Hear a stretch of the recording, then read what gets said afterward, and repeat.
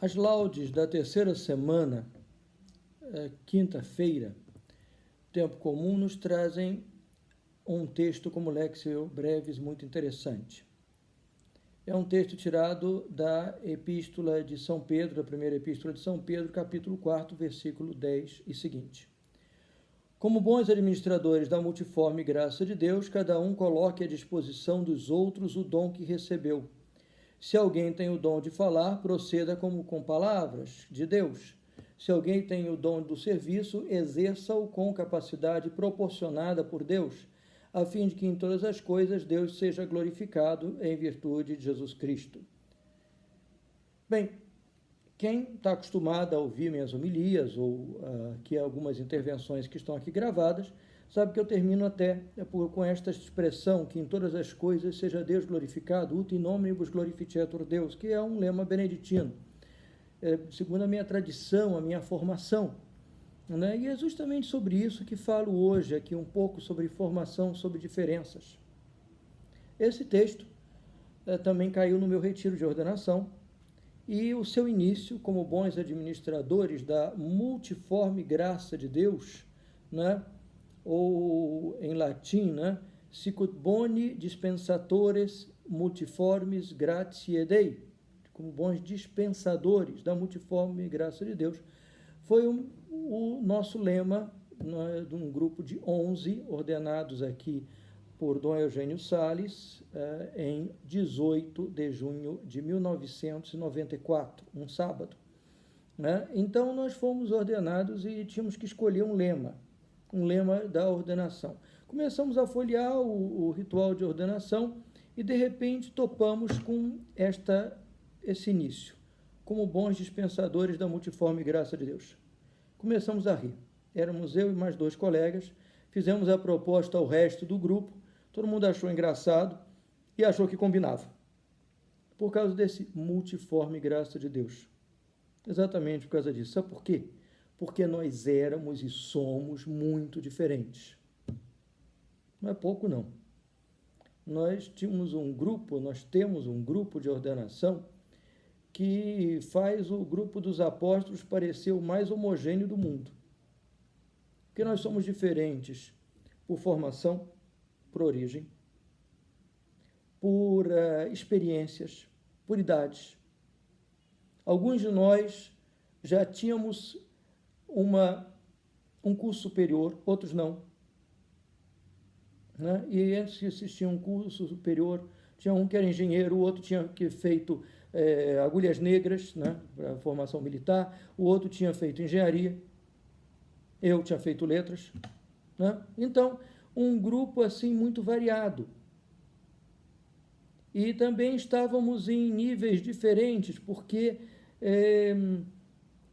eu, inclusive, era professor deles, à exceção de um, que era justamente o mais novo, que não pôde ser ordenado no ano anterior, porque não tinha tempo, né, o padre Sérgio Muniz, porque não tinha idade, mas ele estava mais avançado que os outros, então foi o único desse grupo que não foi meu aluno. Eu, ao contrário, eu tinha estudado antes. Eu não tinha tempo de seminário, por isso eu tive que esperar. Então, porque estudei fora primeiro, depois fiz mestrado em Roma.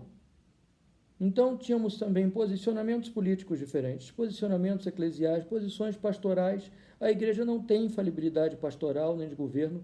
Nós temos opções entre nós, mas é claro que procuramos que elas sejam consertadas, né, com C, e que depois, sob a orientação do bispo, nós tenhamos uma atitude de comunhão. Mas mantendo, às vezes, nossas posições. Às vezes não nos convencemos, mas agimos. Então, é absolutamente normal esse tipo de divergência na igreja, esse tipo de personalidade, de opções diferentes, de prioridades diferentes que temos de acordo com a nossa experiência, de acordo com a nossa formação. Eu, quando morei em Roma, na minha casa era uma diversidade de línguas, uma diversidade de países, e era muito enriquecedor. Mas, às vezes, tínhamos surpresas, formas de pensar muito ligadas às suas próprias culturas que eu jamais imaginaria. E Deus nos escolheu assim como escolheu os apóstolos. Então não há por que nos espantarmos com isso.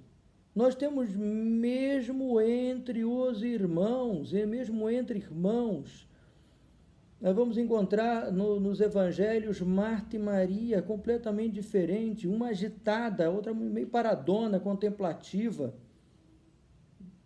Marta, quando reclama da irmã, recebe a bronca mais doce do Novo Testamento. Marta, tu andas agitada por muita coisa. Até porque eu acho que Jesus sabia que não ia mudar muita coisa, não. Quando é da ressurreição de Lázaro, aí já vai estar em outro evangelho, completamente diferente, mas se nota que nos evangelhos as personalidades são muito coerentes. Os evangelhos têm estilos diferentes, têm opções narrativas diferentes, os 4 evangelhos. No entanto, sobretudo, João, separado dos outros 3 sinópticos.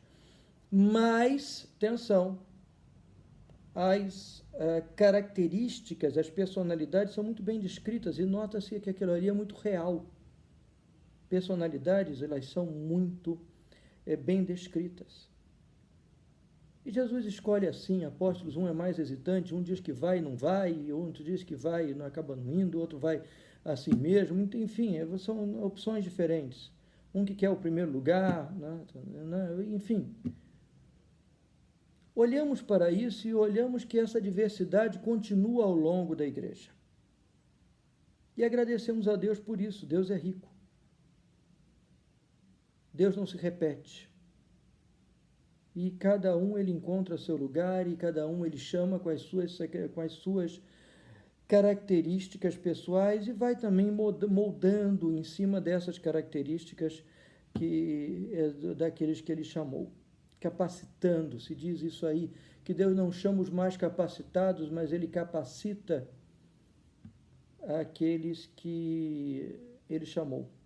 Então, agradecer a Deus por esses 26 anos de sacerdócio, também em nome dos meus colegas, nós queríamos pedir aqui a oração de todos.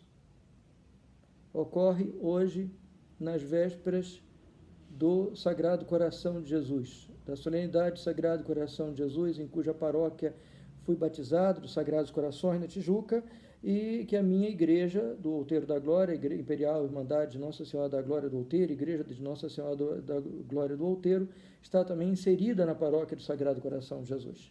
Então, que esta imagem aqui, pintada por minha avó aos 17 anos, minha avó Creuza, já mostrei aqui outras vezes, que o Sagrado Coração de Jesus, que mostra essa humanidade de Deus, Deus que também, ao se encarnar, mostra também características humanas, pois a encarnação é para valer, e que notamos que ele até se diverte com as diferenças dos seus discípulos, chamando alguns ali, os irmãos mais novos, Tiago e João, de filhos do trovão, que ele possa ser sempre um modelo definitivo dentro das nossas diferenças e que nessas diferenças todas de estilo nós possamos sempre louvar a Deus e levar o melhor de sua palavra. É isso. Que peço a intercessão da bem-aventurada Virgem Maria, de São José, padroeiro de toda a igreja e cujo dia 1º de maio, São José de Operário, eu nasci em 1959, e que São Bento, nosso pai São Bento, sob cuja proteção e a direção e a orientação espiritual eu sempre me coloquei, desde 1978, possam interceder por este ministério. É isso, rezem por mim. Monsenhor Sérgio Costa Couto, aqui, ainda minha casa na Tijuca, sob o olhar do Sagrado Coração de Jesus. Que em todas as coisas seja Deus glorificado.